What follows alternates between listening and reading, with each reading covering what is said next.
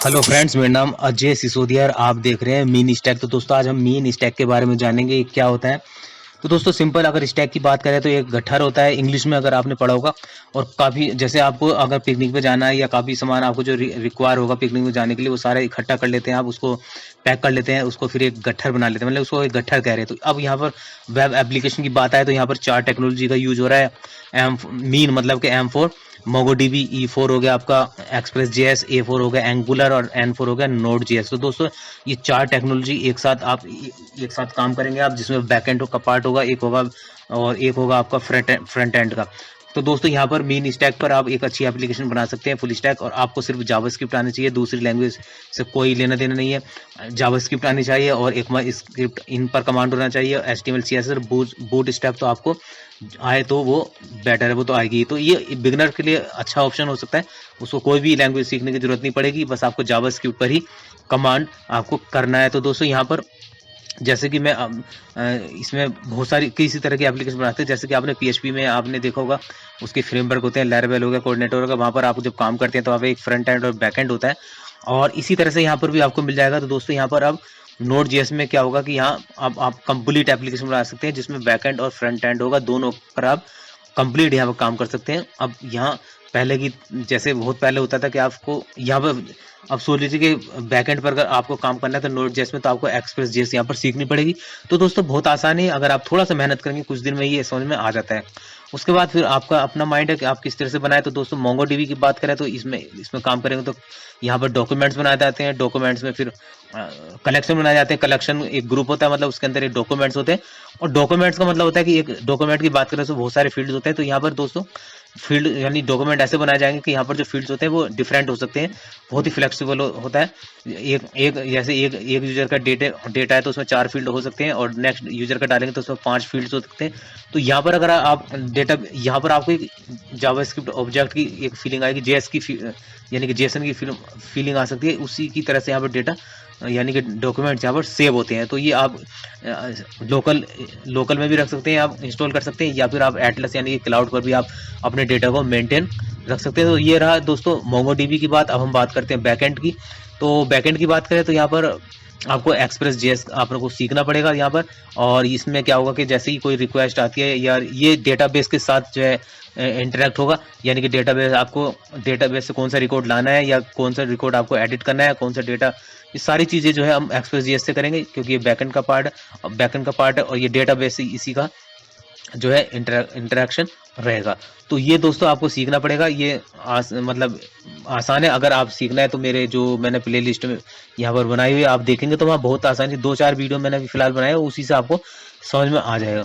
तो यहाँ पर पहले होता था कि हम यहाँ पर एक कंप्लीट एप्लीकेशन नहीं बना सकते, बैकएंड का हम काम नहीं कर सकते थे, पर अब ऐसा नहीं है।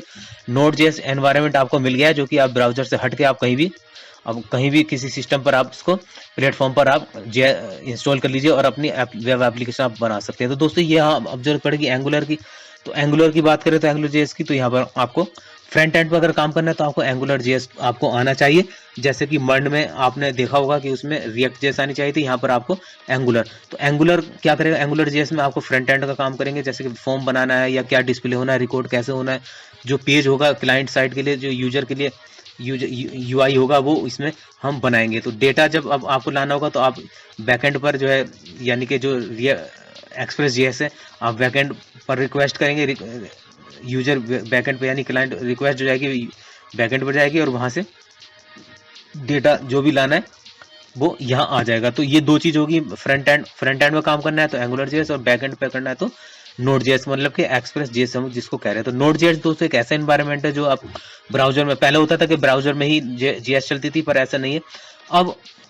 ये अगर आपका अगर सिस्टम है तो वहां पर आप नोड जेएस को डाल लीजिएगा, और वहां पर एक कंप्लीट जो है एक एप्लीकेशन आप क्रिएट कर सकते हैं, यानी कि मीन स्टैक हम जिसको बोले। तो यहाँ पर एक कंप्लीट वेब एप्लीकेशन बना सकते हैं हम अपनी, जिसमें फ्रंट एंड भी होगा और बैक एंड भी होगा। अब हमें दूसरी जो अदर लैंग्वेज है वहां पर जाने की जरूरत नहीं है, सीखने की जरूरत नहीं है। जैसे कि PHP के फ्रेमवर्क हो गया, या पाइथन में आप जेंगो में काम करेंगे, तो वहाँ आपको उनकी अलग अलग एक लैंग्वेज वहाँ पर कमांड करना पड़ रहा था, लेकिन आपको जेएस में ही काम करना है।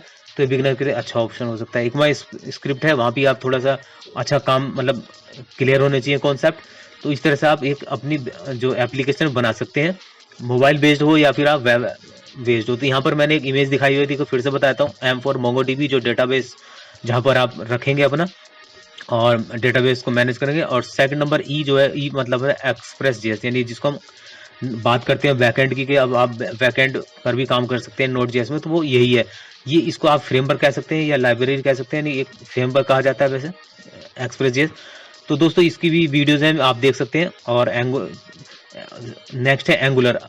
अगर आपको फ्रंट एंड पर काम करना है तो एंगुलर को सीखना पड़ेगा आपको, एंगुलर.js। और ठीक है ना, तो यहाँ पर हो गया है फ्रंट एंड पर सीखना है तो एंगुलर, और बैक एंड पर Express.js। और अब बात आती है दोस्तों कि जो हम देखते हैं कि कैसे काम होता है, एक थोड़ा सा स्ट्रक्चर देख लेते हैं, मतलब देख लेते हैं हम एक ग्राफ की तरह से मीन स्टैक का। तो देखिए यहाँ पर मैंने 3 चीजें दी यहाँ पर, एक फ्रंट एंड डेवलपमेंट है, एक बैक एंड डेवलपमेंट, और एक है डेटाबेस। अगर आपको यहाँ पर HTML CSS जावास्क्रिप्ट बूटस्ट्रैप आती है तो आप देखिए एंगुलर में को लेकर आप यहाँ पर बना सकते हैं, फ्रंट एंड का काम कर सकते हैं। और अब बैक एंड की बात करें तो आपको Express.js आनी चाहिए, जो रिक्वेस्ट जाएगी वो यहाँ जाएगी बैक एंड पर। और यहाँ पर आपका एक Node.js वेब सर्वर की बात करें अगर, ठीक है ना, यहाँ से फिर वो इंटरेक्ट करेगा, बैकएंड से इंटरेक्शन होगा उसका डेटाबेस से, यानी कि MongoDB से। और इस तरह से इसका जो है फ्लो चलेगा। दोस्तों वीडियो अच्छा लगे तो लाइक शेयर और सब्सक्राइब जरूर कीजिएगा, ऐसे ही बहुत सारे वीडियो मैं बनाऊंगा मेन स्टैक पर।